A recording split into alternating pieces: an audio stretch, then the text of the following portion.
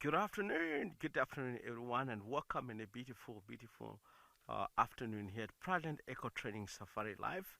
Very hot day. We are starting our show here live at the waterhole called Ndlovu Dam. It's such amazing with the number of elephants that are here, and we're bringing a live show here from myself, Rexon, and BK behind the camera. We're looking for a great afternoon. Today, while we're here, our plans of a day is to stay with an elephant. We want to really communicate or really talk about the elephant communication based on the elephant communication. It's very interesting what we have, what we're witnessing now at the moment. It tells me that elephant communication is very, listen for that, that is part of communication. It's more important in the elephant um, society. We have witnessed, we've been here for at least half an hour.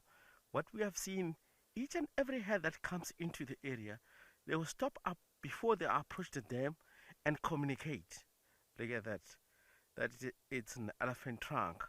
How beautiful it is. Unbelievable. And what's the use of the trunk? We'll come back later on, but let me start with elephant communication. They communicate and they're able to really give each and every head time to get into the water, and soon they're finished, the other head will come in.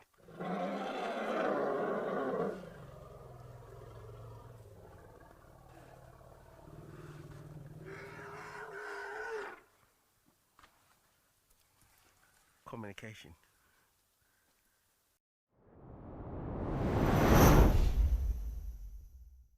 We've got a male red-crested korhaan slowly stalking through the grass looking for insects, particularly ants and termites, on his afternoon feast mission.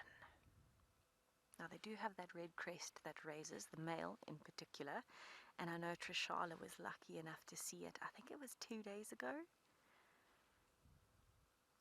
and she got to show it to everyone. So if we're very lucky, maybe we'll see this male raising his red crest. Now that usually only happens in the breeding season, and it's normally when he's trying to advertise and make himself look very big and very handsome. Right now we haven't heard even a single other red-crested korhaan calling. We haven't seen the movement, so I don't think he's going to do it, but you never know. You never know. But it's definitely the most distinct part of his plumage would be the red crest when it raises. When it's down like this, you can't even see it. At the moment, you can see that kind of gray.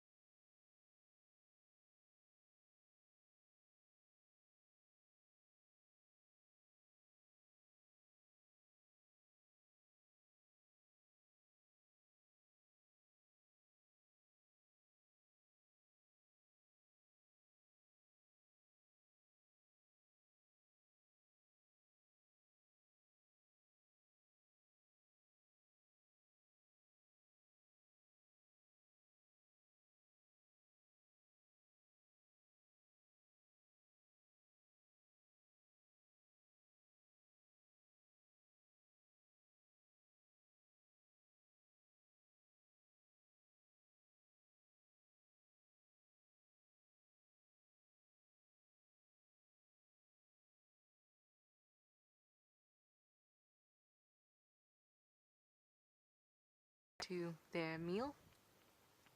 And sometimes it can happen, or additionally it'll happen at the end, to try and get those extra fatty bits.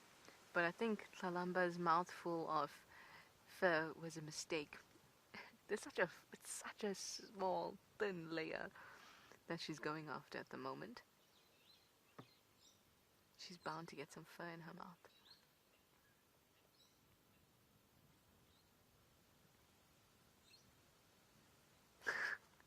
Lilypan, that is a very valid concern. You'd like to know, is that meat not rotten by now? It's probably pretty rancid. Not a whole lot though. This is day 3, so it's going, and there's not a lot of meat left. So the majority of the body is going to be quite stiff. Going to be quite dry. That's probably why she's having such difficulty pulling bits off. But the stomach acids in predators, like Tlalamba, like a leopard or lion, are not hugely different to ours. We are having a closer look at Ngwazi, the hyena, and we're doing this because we know that he had an altercation with the black dam males, the lions. And when I first saw him, I thought, oh, this hyena looks like in really good condition, but you can definitely see the wounds on his head. Can you see the one just above his right eye? It's been oozing, obviously, and then on the left as well. Lots and lots of flies around. So, yeah, he got it. We're just very close so that we could actually see, because there was a bit of discussion on why, like, could it have actually been him, because he looked so good and he's doing so well. But there are definitely wounds on his head.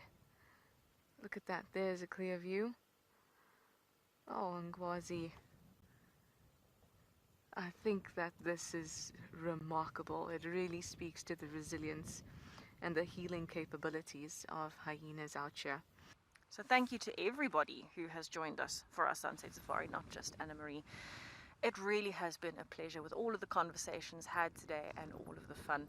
I hope that you enjoyed seeing the elephants and the leopard and the glimpse of rhino and all of the general game in between, and the flowers. That made me really, really happy.